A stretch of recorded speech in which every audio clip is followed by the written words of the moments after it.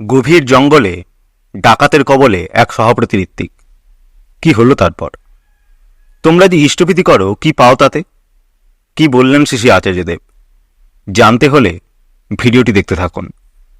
338তম ঋত্বিক সম্মেলন। শ্রী আচার্যদেব বললেন, আমরা ঠাকুরের কর্মীরা নিরন্তর একটা প্রশ্নের সম্মুখীন হতেই থাকি। তোমরা যে ইষ্টভীতি করো কি পাও তাতে? সবাই নিজেদের মতন করে নানান যুক্তি দিয়ে উত্তর দেন। তাতে কেউ বোঝে কেউ বোঝে না। কিন্তু নিজের কর্মবলে আহরিত ধন থেকে যখন কেউ ইষ্টভীতি করে আর সেই অর্ঘ্য যখন তিনি গ্রহণ করেন, তখন সেই আহরিত ধনের সঙ্গে সেই ব্যক্তির আহরিত কর্মফলও যে তিনি টেনে নেন, এইটা মানুষ অনুভব করে না।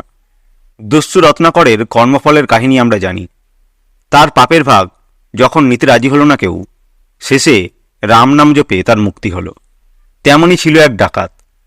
গভীর জঙ্গলে সে ধরল ঠাকুরের একজন ঋত্বিককে।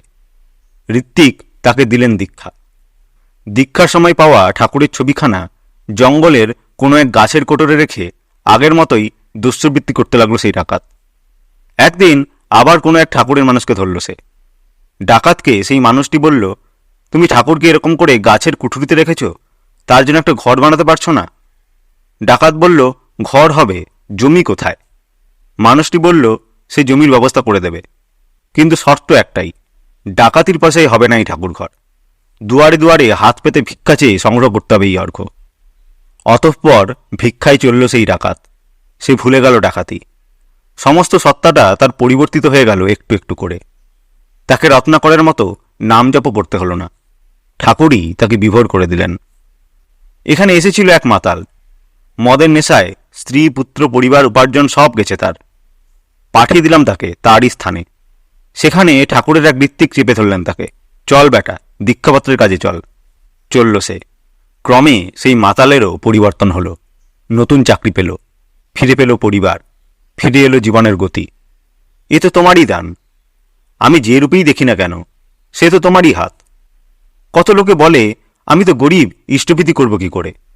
আমার একটাই প্রশ্ন, তুমি গরিব হতে পারো, ভিক্ষা করে খেতে পারো, কিন্তু যেটুকু যা জুটছে তা থেকে কি একদানা ঠাকুরের জন্য তুলে দিতে পারবে না? তাহলে ওইটুকু তুলে রাখো তোমার গুরুর জন্য। 30 দিনে যদি ওইটুকুই হয় তোমার সম্বল, তাই পাঠিয়ে দাও, কিন্তু ইষ্টভীতিটা অন্তত করো, কায়েম থাকবে। তাতে তোমার দারিদ্র্য হয়তো রাতারাতি ঘুচে যাবে না, কিন্তু যে দারিদ্র ব্যাধি তোমার অন্তরে বসে আছে তা থেকে তুমি নিশ্চিত মুক্তি পাবে। আর এইভাবে কোনো একদিন হয়তো তুমি সুবিধাও দেখতে শুরু করবে। তাই কার্পণ্য করো না। আমরা সবাই নাংলা সাধারণ মানুষ। আমাদের বিশিষ্টতা যদি কিছু থেকে থাকে, তা কেবল তোমায় ভালোবাসায়। যদি ভালোবাসতে পারে কেউ এক বিন্দু, একমাত্র সেটুকুই তার বিশিষ্টতা হতে পারে, অন্য কিছু নয়। তাই একজন শুধুমাত্র সমাজের কোনো বিশেষ পদে অধিষ্ঠিত বলেই তিনি ঠাকুরের বিশিষ্ট কর্মী হয়ে যান না।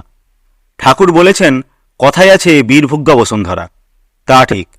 বিশ্বাস, নির্ভরতা আর আত্মত্যাগ, এই তিনটি বীরের লক্ষণ। বীর মানে শুধু যোদ্ধা নয়, একজন অসামান্য কর্মীকেও বীর বলা হয়। আর বসুন্ধরা মানে যিনি আমাকে ধারণ করেন, রক্ষা করেন। পরম দয়ালিতে আমাকে ধারণ করে রেখেছেন, রক্ষা করে চলেছেন, তাহলে তিনিই আমার বসুন্ধরা। অতএব পরম দয়ালের অসামান্য কর্মী যে, একমাত্র সেই পারে তাকে বাস্তবে উপভোগ করতে। আর অসামান্য কর্মীর লক্ষণ কি? বিশ্বাস। তার হয়ে ওঠার পথে যখন আমার কোনো অবস্থায় কোনো রকম মনোবিকার উপস্থিত হয় না, সেটাই বিশ্বাস। নির্ভরতা। আমার যাই আসুক, ঝড় ঝঞ্ঝা, আপদ বিপদ, আপনজনের বিচ্ছেদ, অর্থনৈতিক বিপত্তি, আমার আস্থা তোমাতে টলে না, এরই নাম নির্ভরতা। আর আত্মত্যাগ, এর মানে কিন্তু প্রাণত্যাগ নয়, অহংকার ত্যাগ। তোমার প্রতিষ্ঠার জন্য যদি আমি আমার অহংকার ছেড়ে দিয়ে প্রয়োজনে কারোর পায়েও গিয়ে পড়তে পারি, সেটাই হচ্ছে আত্মত্যাগ। তাহলে ঠাকুরের একজন কর্মী আরেকজন কর্মীর সঙ্গে লড়তে যাবে কেন? আপনি থাকুন না আপনার পোস্ট নিয়ে সুখী। আমি আপনার পাশে দাঁড়িয়েই ঠাকুরের কাজ করব, আর আপনাকে উপভোগও করব। আপনার ওই অহংকারকেও আমি উপভোগ করব, কারণ আমি ঠাকুরের মানুষ।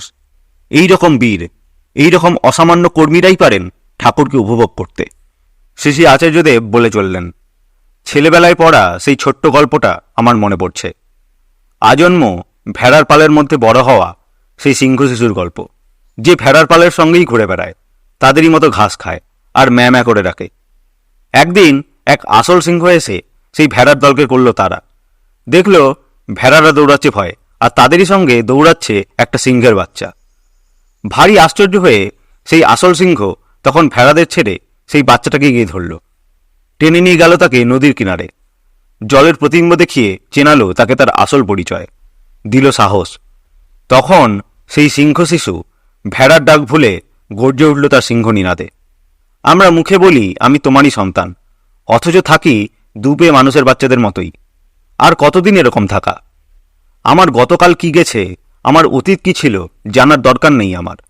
আমার অন্তর কি বলে, আজ এই মুহূর্ত থেকে আমার মধ্যে কেবল তোমারই প্রকাশ করব আমি, আমার আচরণে, আমার ব্যবহারে।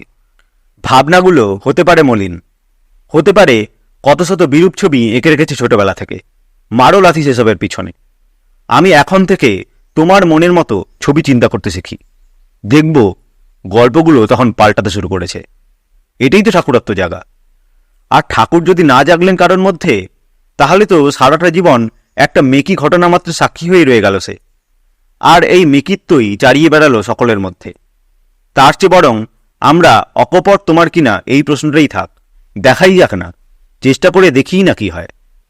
ইংল্যান্ড থেকে এসেছেন একজন, আমাকে জিজ্ঞাসা করছেন, দাদা আপনি কখন ঘুম থেকে ওঠেন? আমার মনে হলো আমি কখন উঠি সেটা আমি নিজে বলবো কেন? আমার পরিবারের লোকেরাই তো এর উত্তর দিতে পারে। শুধু ঘুম থেকে ওঠাই নয়, সারাদিন অন্দরমহলে আমি কি কি করি সেটাও তো তারাই সঠিক বলবে। একটা মানুষের শুধু বাহ্যিক প্রকাশটা তার পরিচয় হতে পারে না। আমার বাইরের প্রকাশটা আর অন্দরমহলের প্রকাশটা একাকার কিনা সেটা মিলিয়ে দেখে নিন আমি কেমন মানুষ। আমার বাচ্চাটাকে বলতে হবে না আমি ঠাকুরের মানুষ কিনা। আমার আচরণ দেখেই সে বুঝে যাবে ঠাকুরের মানুষ কেমন হয়। আমি ভাবি কিনা ঠাকুরকে নিয়ে, চেষ্টা করি কিনা তার জন্য, আমার বাচ্চা তো সেই দেখেই শিখবে। আর একজন ভেজাল মানুষ যদি হয়, দুনিয়ার আর কেউ না হোক, সবার আগে তার নিজের বাচ্চাটার চোখেই সে চোখ রাখতে লজ্জা পাবে। শুধু লোকের সামনে যদি বড় বড় কথা বলে বেড়ায়, তাহলে সবার আগে ধরা পড়বে তার সন্তানেরই কাছে, তার স্ত্রীর কাছে। তাদের এক বিন্দুও শ্রদ্ধা জাগবে না তার প্রতি, তার চেষ্টা এক বিন্দুও উদ্দীপ্ত করবে না তাদের। আর সে বাইরে গিয়ে ঠাকুরের কথা বলবে, লোককে ডেকে বলবে, দেখো আমি কত বড় ঠাকুরের আসন বানিয়েছি ঘরে, কত বড় মন্দির করেছি। আরে মন্দির করেছো, মানুষ কই? প্রণাম করতে গিয়ে দেখি ঠাকুর বসে আছেন একা। কেন মানুষ নেই মন্দিরে? না কর্মীরা একে অপরের সঙ্গে থাকতে পারছেন না। আরে কে কার সঙ্গে থাকতে পারছি সেটা তো বড় কথাই নয়। আসল কথা তো ঠাকুর আমি তোমার সঙ্গে থাকতে পারছি কিনা। যদি পারি, তাহলে আমার কেন একটা মন্দিরের কর্তা হতে লাগবে? কেন নিজের লোকবল প্রদর্শন করতে লাগবে? মানুষের সবচেয়ে বড় সম্পদ তো তার ব্যক্তিত্ব। আর বিশ্বাস যদি স্থির থাকে তবেই তো আছে সেই ব্যক্তিত্ব। ইষ্টার্থ পরায়ণতায় জেদি যারা, এক তাদেরই ব্যক্তিত্ব অটুট থাকে। উৎসবের সংবাদ নিয়ে যারা এখানে আসে, আমি তাদের বলি, উৎসবে অদীক্ষিত মানুষজন কজন এসেছিলেন? তাদের কি তোমরা শুধু ভান্ডারের প্রসাদ খাইয়েই বাড়ি পাঠিয়েছ, নাকি ঠাকুরের কথাও কিছু শুনিয়েছ? যাজন করেছ কি তাদের? আমরা ঠাকুরকে নিয়ে কেমনভাবে চলছি সেই কথা কি তাদের বলেছ? আগেকার দিনের মতো লোকের হাত ধরে টেনে এনে এনে দীক্ষার আসনে বসানো, এটা আমি মানতে পারি না। যথাযথ যাজন করবে, যথাযথ। তুমি নিজে ঠাকুর ধরে কেমন আছো, কি তোমার জীবনে পরিবর্তন এসেছে, সেই কথাগুলোই তাদের মনে এঁকে দাও। দেখবে তাদের মধ্যে থেকে কত লোকে অনুপ্রাণিত হয়ে দীক্ষা নেবে। এই সম্ভাবনাটা হারিও না। ইদানিং নতুন দীক্ষা দিতে গিয়ে কর্মীরা আশঙ্কিত হচ্ছেন এই ভেবে যে যদি এই ব্যক্তি আবার পরে হারিয়ে যান। আপনারা ভয় পাবেন না, বরং একটা কাজ করতে পারেন। দীক্ষার পর নতুন দীক্ষিতের তথ্যগুলি ফিরান্ত্রফির দীক্ষাপত্র বিভাগে জানিয়ে দিতে পারেন। নির্ভয়ে এগিয়ে চলেন আপনারা, আমি তো আছি পাশে।